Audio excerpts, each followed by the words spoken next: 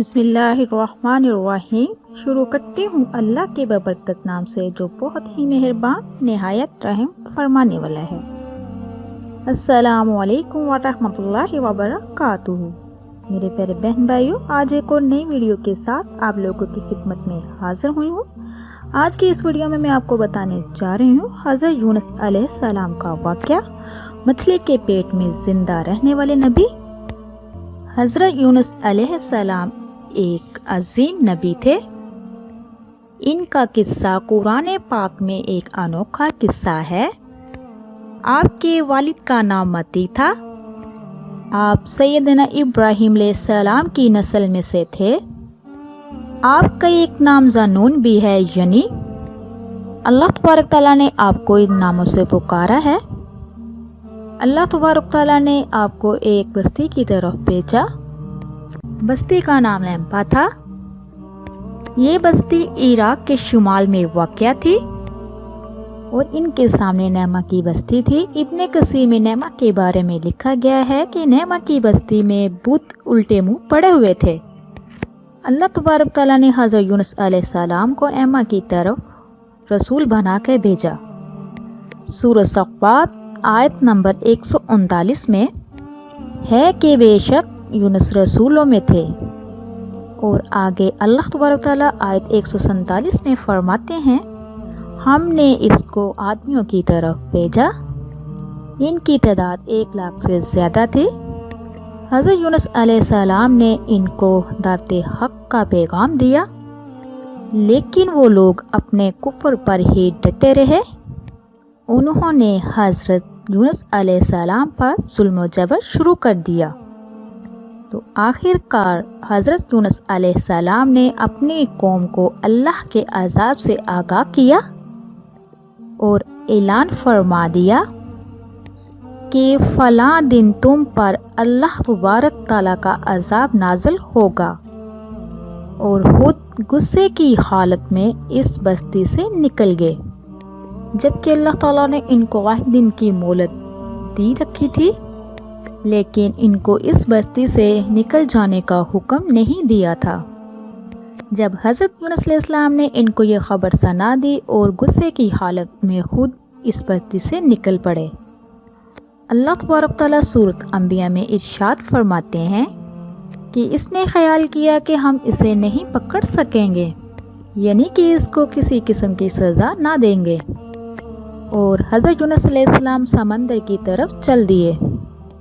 उन्हीं दिनों में अज़ाब इलाह की कुछ निशानियां ज़ाहिर होने लगी।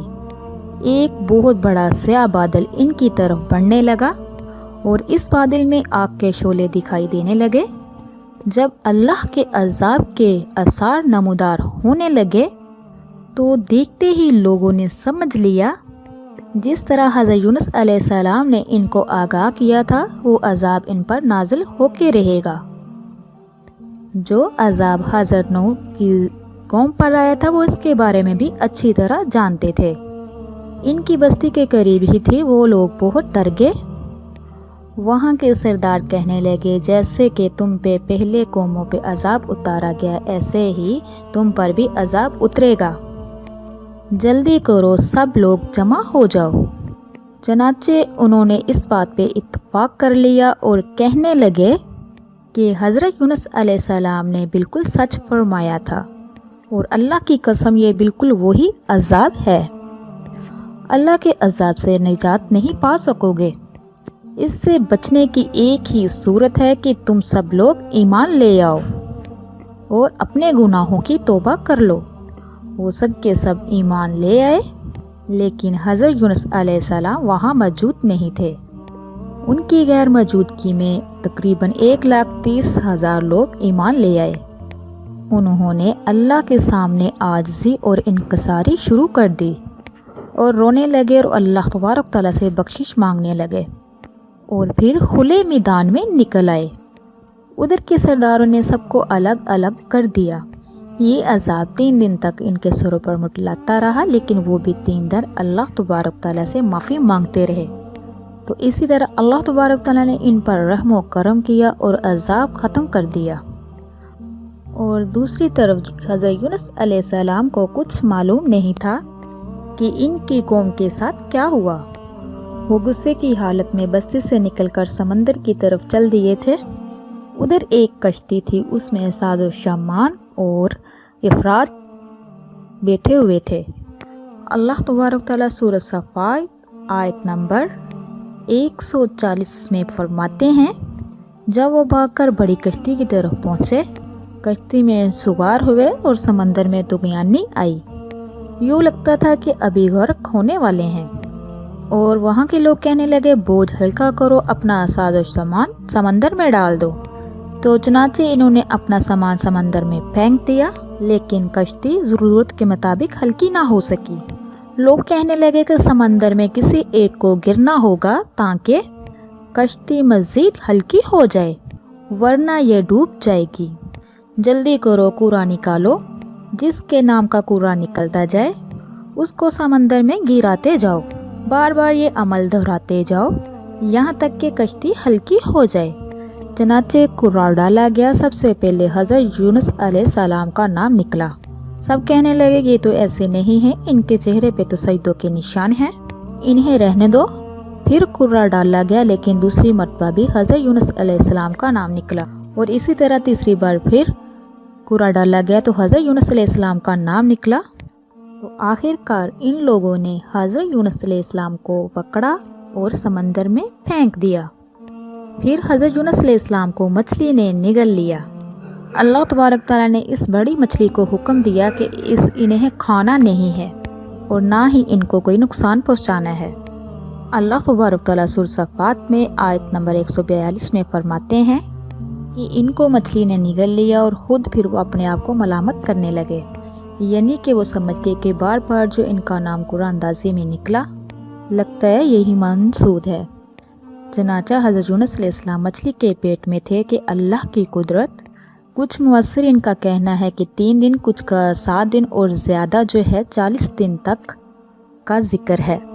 حضرت یونس علیہ السلام نے مچھلی کے پیٹ میں اللہ کو پکارا۔ اللہ تبارک تعالیٰ سورۃ انبیاء آیت نمبر 87 میں فرماتے ہیں، آخر کار وہ اندھیروں میں پکار اٹھے۔ اللہ تبارک تعالیٰ نے یہاں 3 اندھیروں کا ذکر کیا ہے، مچھلی کا اندھیرا، سمندر کا اندھیرا اور رات کا اندھیرا۔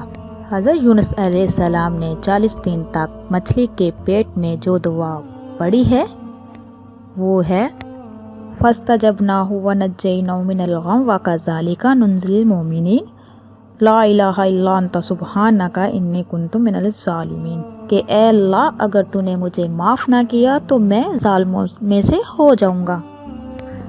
40 دن کے بعد پھر اللہ تبارک تعالیٰ نے حضرت یونس علیہ السلام کی دعا کو قبول کیا، اور اللہ تبارک تعالیٰ نے پھر مچھلی کو حکم دیا وہ سمندر کے کنارے پر آئی، اور پھر حضرت یونس علیہ السلام کو اگل دیا۔